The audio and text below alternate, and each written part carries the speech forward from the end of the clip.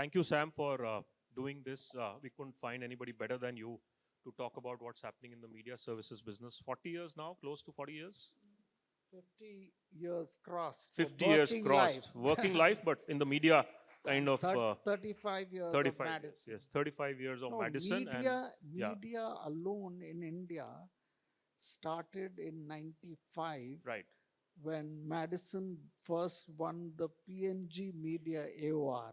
That's right. And just a few months later, then Lever announced, then I think, a combination of HTA and Ogilvy. HTA Media was born. Yeah, And Pepsi used to around be. that time. That's right. That was sometime 1997 or 98. Yeah, Must few be around years that later, time. I That's think right. exchange for money. That's right. That's right. So, Sam, let me just get straight into it. Last 2 decades have been kind of pretty good for the media agency ecosystem, right? I think when HT Media was created, Madison was already there, as you spoke. 2001 onwards, the growth started, and last 20, 22 years have been really good. They've delivered for the holding companies. What has, what have media agencies done in the last 20 years that has contributed to this, fantastic growth? And, and, and, and, how do you kind of make sure that it continues for the next few years? So, my worldview on this subject is that necessity is the mother of invention. And I've also always felt that big ideas work better than big budgets. I think the media agency idea as such was a big idea, according to me. And it was an obvious one. The obvious one being, let's take, for example, Procter and Gamble. I'm going back to the 90s. They had 4 agencies, and each agency was buying their own media for the brands they handle. So it didn't take too much, genius to say, shouldn't one agency buy all? Now, having done that,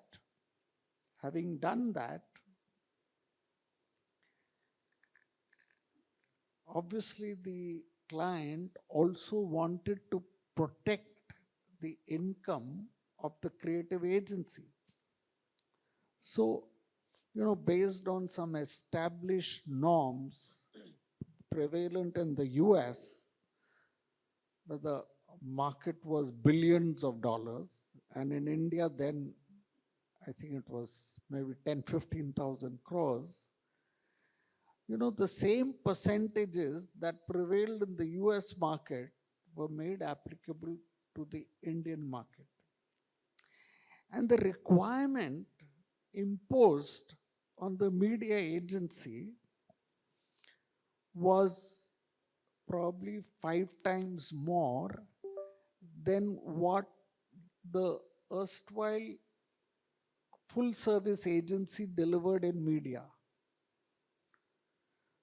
To make the thing come real to you, in those days, we used to earn 10% for media alone. Right. And we had, if I may use a crude word, cornered more than 60-70% of P&G's business. Then, hurrah, one fine day, which made global news, an Indian agency wins the P&G Media AOR, something unthinkable. And, my excitement soon blew away, because I think till that time we had about 5-6 people on P&G for media. They said, now you have to have 26 people, and your earning is going to come down. Right. Because you're going to earn now 2.5% of our total spend. We were already earning 10% of 70% of their spend.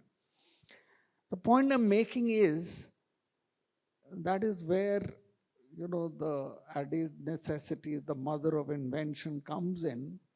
So we had to think innovatively. We were under pressure of resources, unlike the creative agencies, which had both the luxury of time and resources and highly paid people. We hired a lot of junior people from management institutes. I remember hiring two flats in distant New Bombay, housed them there, and we put together a tight team that was reasonably low cost. Started thinking and investing in software. You know, India's first fully automated operational system for a media agency was created in-house by us, by our own people. So you were forced to innovate like Yeah. this because there's no other way that we could, release lakhs and lakhs of spots on television, and within the Right. meager resources that were available to us. Let me add a small nugget to this. In 2001, when Exchange Media started, the name was coined to create a e-commerce exchange for buying and selling TV and print time and space on the internet, which is what is now known as programmatic advertising on digital. Sam in 2001 had launched a company called Ad Nova to do programmatic advertising in 2001. Of course, there was no digital then, but to buy and sell TV and prints So space. And I remember, the whole idea at that time was that, since the industry was nascent, there were sort of tremendous tensions and operating issues between the media agency and the channels, which were also relatively new, and there were all kinds of arguments on drop spots, not getting release orders on time, bills not coming on time, bills not being paid on time. So what was conceptualized was one master system that would start with the plan and end with billing and everything being online. that's right. I mean, this is like 22 years back. Who could have and thought of that? and we God bless them, we got a private equity investor at that time who, unfortunately, I would say unfortunately, invested about 20 crores in the project and lost all of it because unfortunately at that time no media agency or even the media owner could see the importance of something like this, which would further bring in efficiency. That's right. Yeah. Into the media operation. Yeah. So it taught me a very important lesson, that it's always not always a very good idea to be first. Yeah. Let me, ask you a question about the kind of, so to say, other side of the, business. Media agencies, the commissions they earned was actually commission supposed to come out of media companies' revenue. That was the original theoretical model, right? And media services agencies and, media companies are joined at the hip. Tell us, structurally, what changes have you seen in the media business? And in your view, what ails the media business today? So yeah, you're very right. Originally, the concept of a agency, advertising agency, forget media agency, came about because newspapers began to appear on the scene, and in order to recover their costs, they discovered that they could sell some space to manufacturers and make some money from them. Now, the problem came that some manufacturers were also ready to utilize the space, but what is going to appear in that space? Neither the manufacturer nor the newspaper had the ability to fill that space with what we call today as advertising. So, therefore, the newspapers actually encouraged a bunch of young people with creative ideas to come together and work out creative ads and take those ads to prospective manufacturers and advertisers so that the newspaper could fill the space. And it was a service that was offered by the newspaper to the advertiser, for which the newspaper paid the agency 15% commission of what the advertiser paid the newspaper. And that is why, I mean, many of you young people may not even know this. That is why the concept of gross commission came about. So, which is now unfortunately dying, that agencies always charge 15%, not on the what is the cost of advertising, but what the advertiser had to pay to the media. So it was grossed up. So if you look at it on a net basis, we used to earn 16.67% of what the advertiser paid. Of course, over the years, what happened is that competition increased, the agencies' services became extremely popular, the demand for agency services became very high, and advertisers realized that, instead of just using an agent that was fostered on them by the media owner, they had a better ability to evaluate which agency would be good for them, which agency has a good track record, and stuff like that.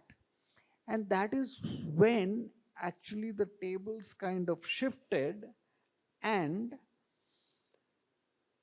clients began to appoint advertising agencies. You'll be surprised to know that even when I entered my working life in 1972, concept of an agency pitch was not really prevalent. It was an old boys gentlemen's club, and depending on who you knew, the marketing manager or the managing director of the advertiser would call up the agency head and say, hey, look, why don't you handle my advertising? Yeah. And that is how it kind of turned. Till today, what has happened is that, there is so much focus on cost cutting that unfortunately, advertising agencies who are known to have one major weakness, and that weakness is to get new business. And my friend Karthi sitting here knows it, and he exploits it to the hilt, or he has exploited it to the hilt. Put 3 agencies together in a pitch, and he can save 50% of his service fees in about 2-3 days. So I think since you asked about the ails, one of the biggest things is advertising agencies have the first lesson that they have to learn is how to say no to a client. If we as agencies learn this one simple thing, I believe, I believe genuinely we will be doing a service to the advertiser before we are doing a service to us. What is the honest reality? If I look at my agency, in the first 5 years of the agency, Madison, which was probably 1/100th the size it is today, used to hire from Bajaj Institute, used to hire from then in subsequent years from Mica. Mica was created by Mudra when I was in Mudra in order to provide talent for the advertising media industry. That is why Mica was created. Today, not just today, 10 years ago, for the last 10 years, there is, I believe, not a single student from Mica that an advertising agency is able to afford. This is the state of affairs. Now, there were days when I was brand manager of Cadbury. One of the questions for a brand manager was, are you compensating your advertising agency adequately so that it can be adequately resourced to provide you the right talent? Compare that to today when the brand manager and the media manager are incentivized, and that is their KRA, how to bring agency fees down. And they've taken it to such a ridiculous extent that I think over the last 10 years, the quality of talent has really come down. I mean, today agencies are not able to hire even from second grade management institutes. And I think that is the reason why I at least strongly felt that I don't think we can expect advertisers to solve our problem. To solve the agency problem, agencies have to put their heads together. That's right. And decide for themselves their own future.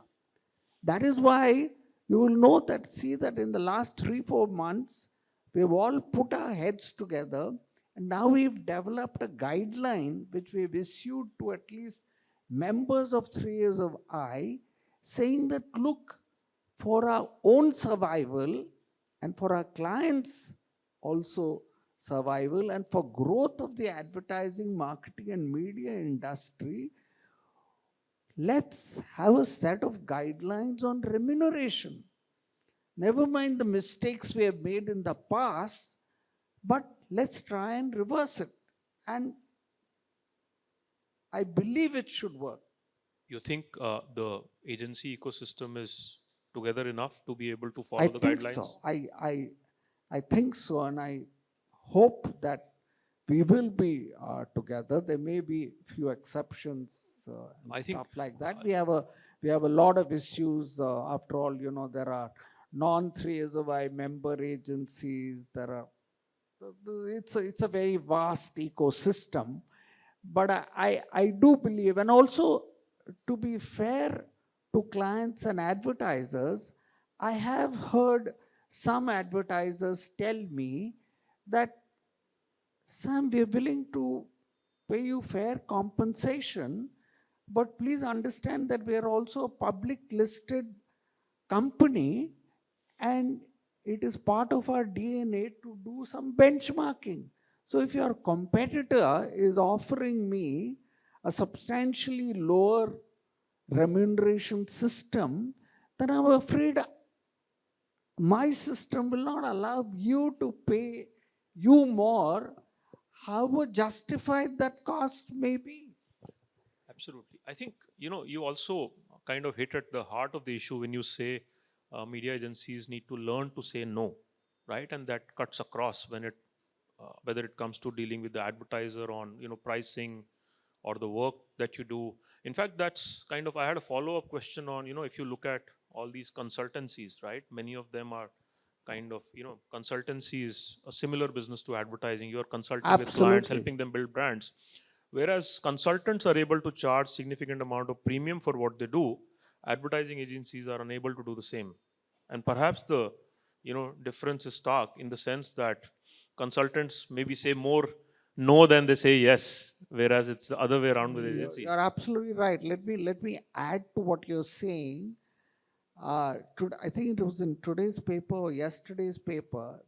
They said at the Indian Institute of Management, BCG has made some 6 offers, and I think 75% of the offers came from management consultancies and financial companies and stuff like that. Yeah. Look at it, what's happening on the financial side. Let's take Accenture, you know and take all the 6 global networks. The revenue extraction of these 6 global networks is possibly half that of Accenture. Growth rates of Accenture are much higher, Yeah.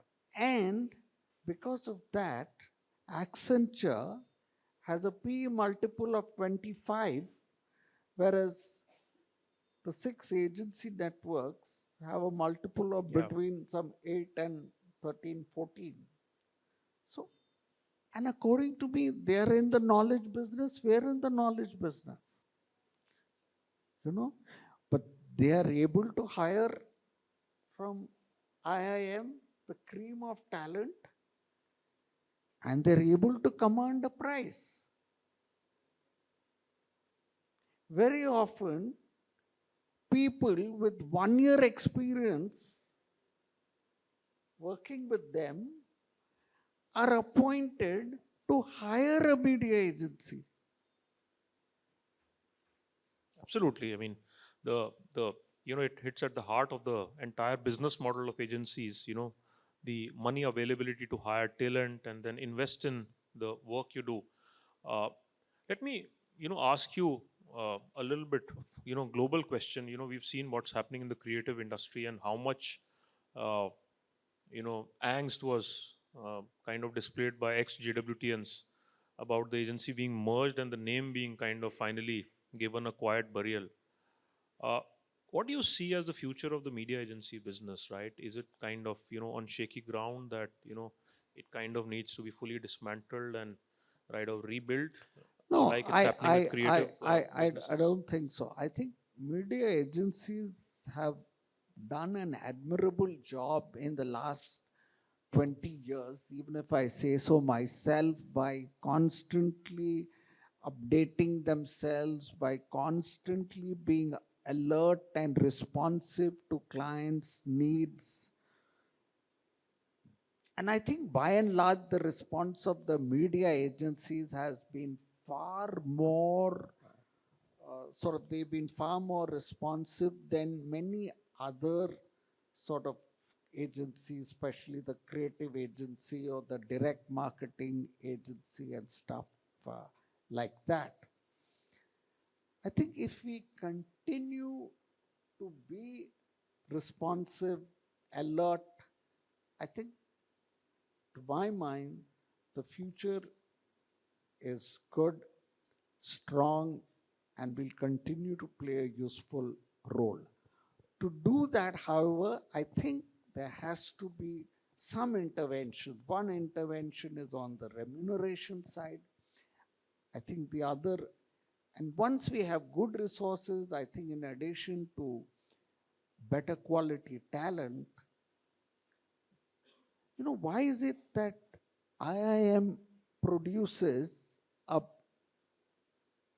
a better student? I think 90% of the reason is because the input is better. When That's right. I joined Bajaj Institute, I was one of 30 students selected from 10,000.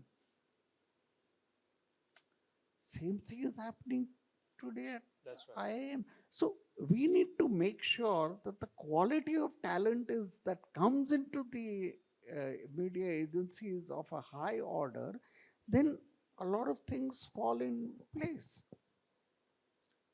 And then we need to use those resources wisely, put those into technology, software, get into new areas that you very rightly spoke about, keep investing in those areas. Then I think clients will also respect us a lot more than what they do today. Fantastic. But I think the most important thing is all the media agencies, services, companies in the ecosystem recognize there is a serious issue, I think and so. they have got together to resolve it. And a year like this actually, you know, kind of provides extra attention to the issues at hand, because you realize that what you're facing are very fundamental, Uh, life or death I issues. may And just add one more point. I just learned this morning there is a reasonably large client on pitch, and two media agencies have said they will not pitch. Nazia, So things are story for you. changing. Things are changing. I think we're beginning to understand that, if we don't help ourselves, nobody Yes, else is going to absolutely. help us. Absolutely. And I think Madison has been known in the past to walk away from pitches where the remuneration has Yeah. not been adequate. So with that, allow me to thank Sam, Mr. Balsara. Thank you so much. We have a long agenda. I'm told time is up.